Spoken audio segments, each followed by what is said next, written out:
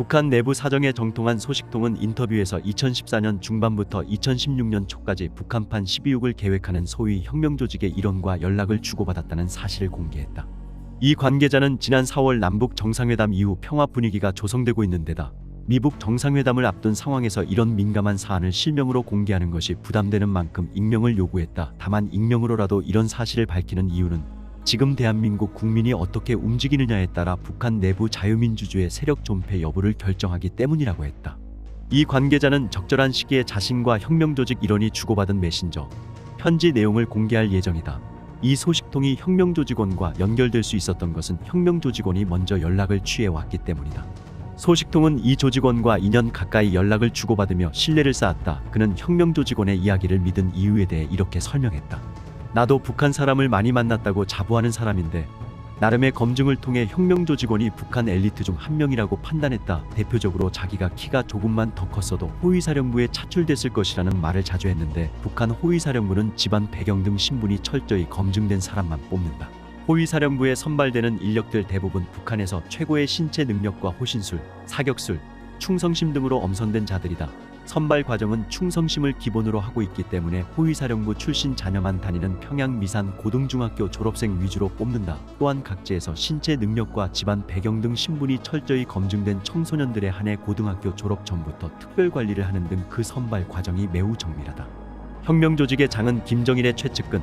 이 소식통이 말한 바로는 이 혁명조직의 장은 김정일에게 150평짜리 아파트를 선물로 받을 정도의 핵심 인물이다. 또 혁명조직 요원들은 국가안전보위부를 비롯한 여러 부서에 포진돼 있었다. 소식통은 나와 연락을 취한 혁명조직은 최고 엘리트 출신으로 구성돼 있다고 말했다. 만만한 조직이 아니라는 이야기도 했다며 김일성 대학을 아주 우습게 봤다고 전했다.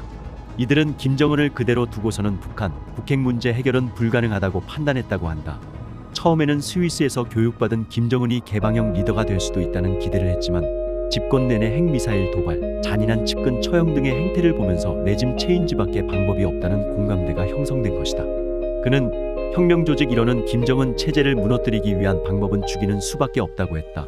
미국 CIA와 연결, 앉는 자리에 소량만 묻혀놔도 1년 안에 죽는 물질을 얻어 암살할 계획인 것 같았다며 새로운 지도자가 또 독재를 하더라도 그건 개발 독재이기 때문에 지금처럼 심격화된 독재보다 낫다면서 박정희 같은 사람으로 북조선을 끌고 가다 통일을 이루면 된다고 했다고 전했다.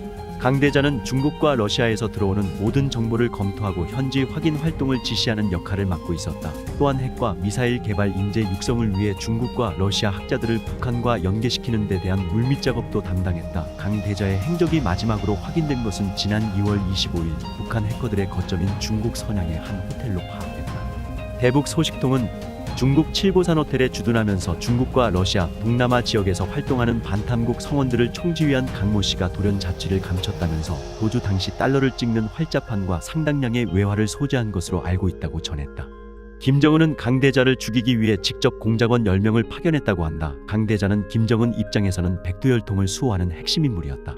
취재 결과 당시 국가정보원도 북한 내부에 혁명조직이 존재한다는 사실뿐만이 아니라 이들이 구체적인 김정은 암살 계획을 세우고 있다는 것도 인지하고 있었다. 당시 국가정보원 대북 파트의 핵심 관계자는 박근혜 전 대통령이 탄핵만 당하지 않았어도 통일이 됐을 것이라며 통일할 수 있는 절호의 기회를 놓친 것 같아 두고두고 아쉽다고 했다.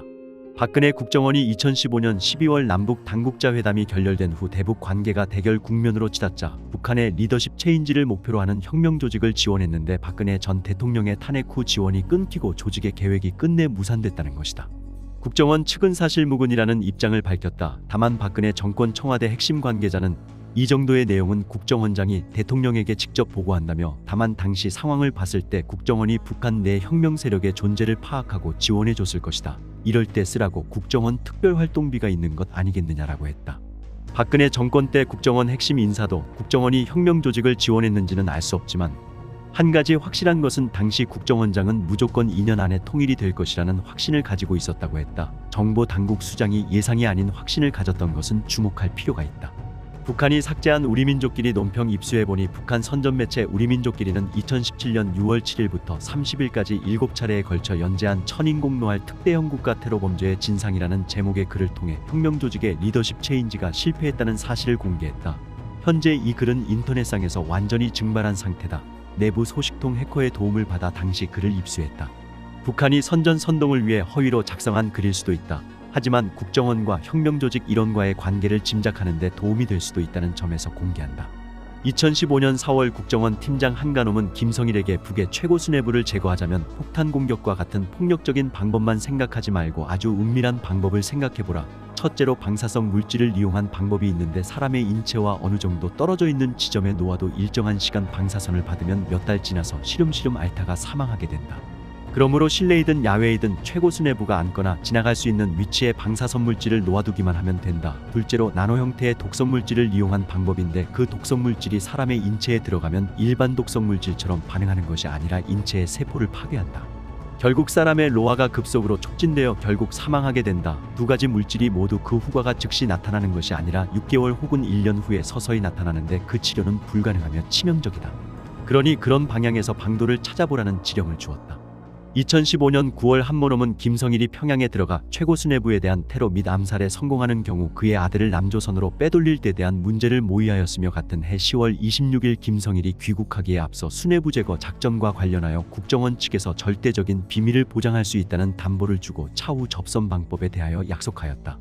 2016년 1월 6일에는 새해의 수뇌부 제거를 위한 작전 방안을 확정하고 필요한 테러 장비와 자금들을 조달할 수 있도록 해외 연락 거점을 꾸리라. 그리고 이제부터는 수뇌부 제거라고 하지 않고 토끼 사육으로 표현한다는 지령을 주었으며 1월 7일에 다시 수뇌부 제거라는 표현을 헤어 사육, 후계자, 계승자, 육체를 죽인다로 할 때 대하여 모의하였다.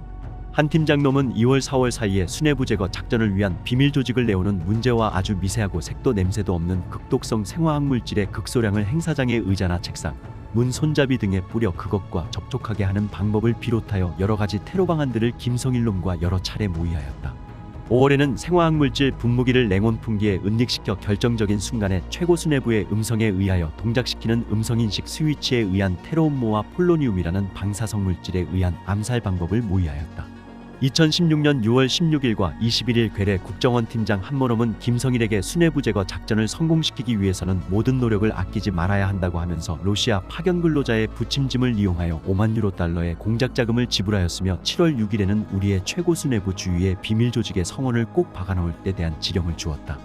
연이어 8월 12일에는 우리의 최고 수뇌부 가까이에 접근할 수 있는 인물을 시급히 물색하며 행사가 자주 진행되는 곳의 주변 환경과 감시 실태, 행사 질서 등 생화학 물질 테러와 관련한 상세하고 정확한 정보를 제공해주면 국정원에서 미중앙정보국과 협력하여 수뇌부 제거와 관련한 가장 합리적이며 실효성 있는 방안을 만들어낼 수 있으므로 될수록 보다 많은 자료를 보내라.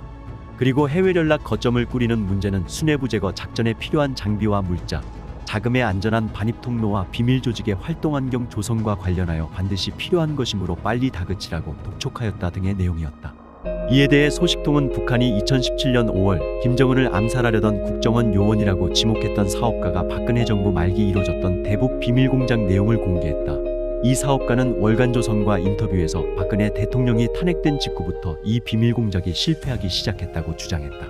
박근혜 통일 프로젝트 참여자 인터뷰 2017년 5월 5일 북한 보위성은 미국 중앙정보국과 남조선 괴뢰 국정원이 우리의 최고 수뇌부를 상대로 생화학 물질을 사용한 국가 테러를 감행할 목적으로 암암리에 치밀하게 준비해 우리 내부에 침투시켰던 극악무도한 테러 범죄 일당이 적발됐다고 발표했다.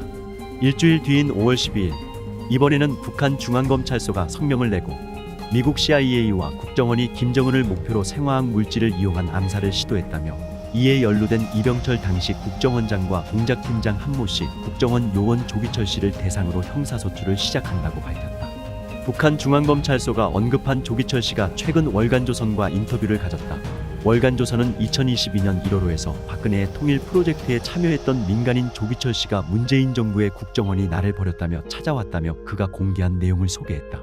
조기철, 2000년 2년 맺은 국정원 요원, 16년 만에 만나 대북 공작 도와 조 씨는 2000년 남북 합작 애니메이션 사업을 하면서 국정원 요원 한모 씨를 소개받았다. 이후 한 씨와 오랫동안 알고 지내다 2016년 부탁을 받고 대북 공작을 돕게 됐다고 설명했다. 한 씨는 조 씨에게 북한 내부 친한파 인사들에게 안정적 수입을 제공하고 연락을 유지하기 위해 중국의 임가공업체를 설립 운영해 달라고 부탁했다. 북한 내부의 반김정은 세력을 도와주라는 뜻이었다. 조 씨는 한 씨의 부탁을 받고 국정원 자금을 받아 조선족 중국인 허모 씨와 함께 나스카상 무유한공사라는 회사를 세웠다. 이어 국정원을 통해 소개받은 북한 고위층 자녀 박학림을 만나 임가공 계약을 했다. 이 계약을 통해 조 씨는 2017년부터 국정원 자금을 세탁해 북한으로 송금하기 시작했다. 이 일이 김정은 암살까지 바라본 작전인지 언제 알았느냐는 질문에 조 씨는 한국으로 돌아온 뒤인 2017년 6월 일본 아사히 신문에서 비슷한 보도를 해서 긴가민가하고 있었는데 월간조선이 2018년 6월 5에 북한판 1026을 계획한 북한 내부 혁명조직과 국정원이라는 보도를 내놓은 뒤에 김정은 암살까지 목표로 했던 공작이라는 확신을 갖게 됐다고 밝혔다.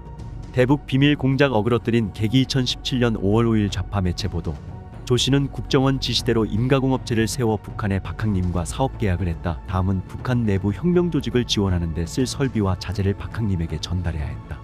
당초 계획은 2017년 5월 20일까지 설비와 자재를 보내는 것이었다. 그런데 4월 말 박항님이 갑자기 국정원 측에 연락해 설비를 급히 보내달라고 요청했다. 조 씨와 그의 후배 허 씨는 우여곡절 끝에 박항님이 요청한 설비 가운데 70%로 가량을 북한으로 보냈다.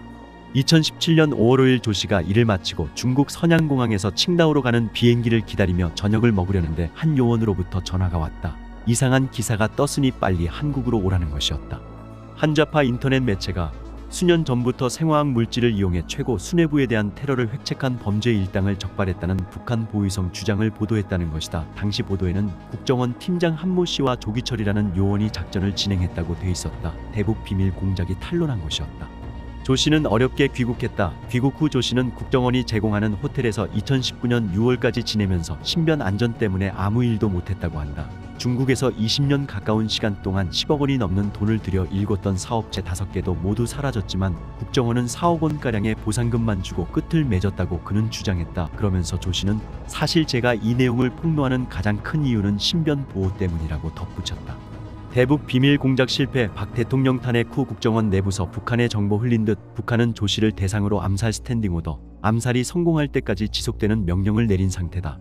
이 사실을 알았던 국정원은 2018년 9월 조 씨에게 서울경찰청 담당자에게 전화를 걸어 신변 보호를 요청하라고 했다. 그러면서 당신이 참가한 공작에 대한 이야기는 절대 말하지 말라고 당부했다. 담당 경찰은 신변 보호를 받아야 하는 이유가 뭐냐고 물었다. 당연한 질문이었다.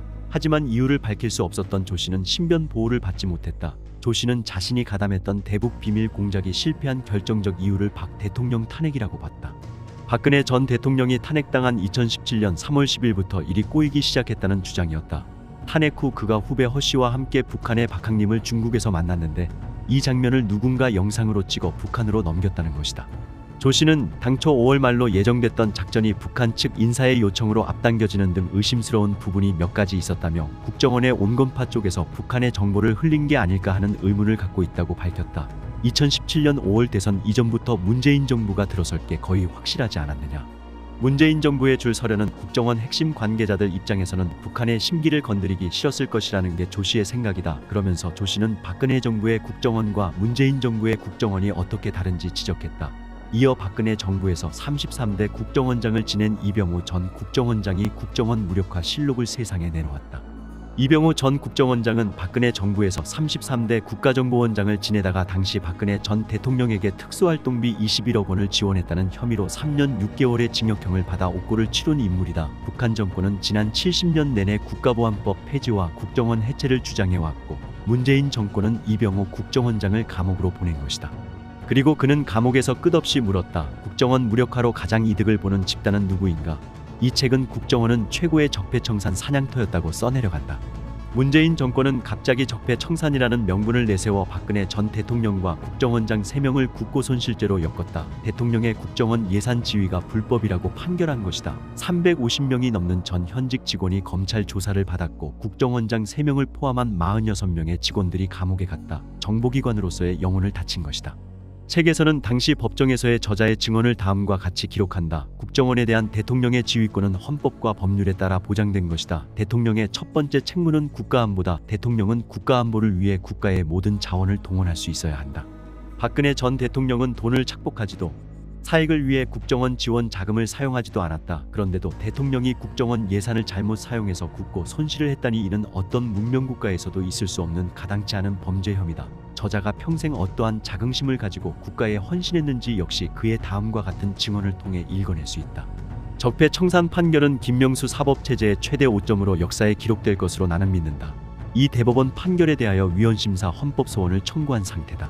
이병호 국정원장은 책을 통해 국정원 직원은 자신의 직무 경험을 평생 함구하는 침묵의 직업 윤리를 지녀야 하지만 감옥에 갇혀 있으면서 이 침묵의 윤리를 깨고 국정원에 대한 부당한 박해를 항변해야겠다고 생각했다고 전했다. 이 책은 합법과 불법, 공개와 비밀 사이에서 끊임없이 줄타기해야 하는 국가 정보 업무의 속살을 소개하는 입문서이기도 하다.